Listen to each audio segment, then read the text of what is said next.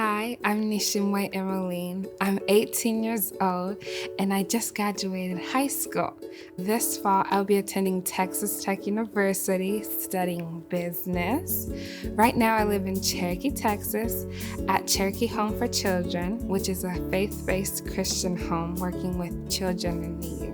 Nishimwe is wonderful. All I could do is smile because she's sweet, she's innocent, which makes it even more of a pleasure to work with her. Over the last year and a half, I've seen her come out of her shell and find her voice.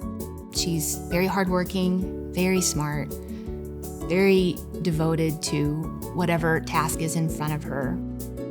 I live in a very, very small town, and there are some ladies at my church that I got in touch with, and they know how to sew, and they're really good seamstress. So I really wanted an African skirt, but they're super, super expensive, and it's really, really hard to find someone who makes them. So one of the ladies there made this, custom made this dress for me. When I put it on, I was just like, yes, I'm African, and everyone needs to know it. I was the only Black girl in my graduating class. I'm the only African girl in the whole city. I just felt like salt in a plain city. I just felt spicy.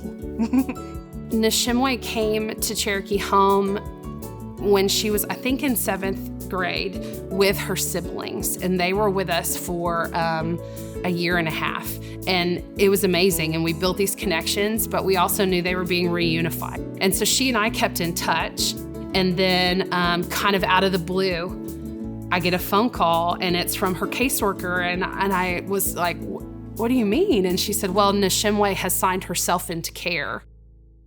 It's such a big deal because she walked away from her biggest connection, which is her family and her siblings, because she knew it was what was best for her.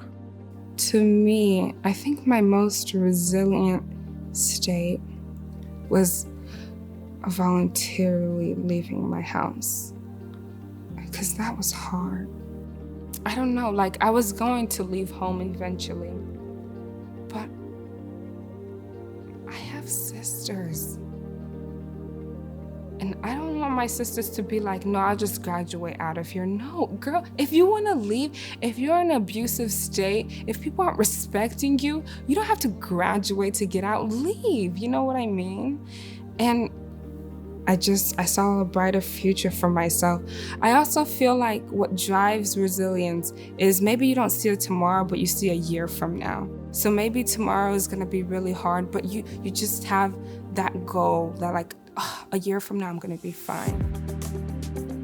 I've been blessed to have a lot of people around me to stop me from giving up. Speaking to my energy.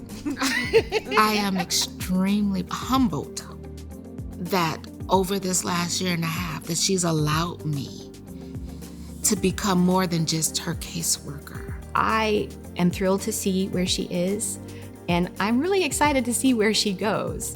She has a good direction in mind, but I also know lots of cool stuff can happen as you just start walking down that direction. I almost want to say everyone in care is resilient. All of these children are. We all are.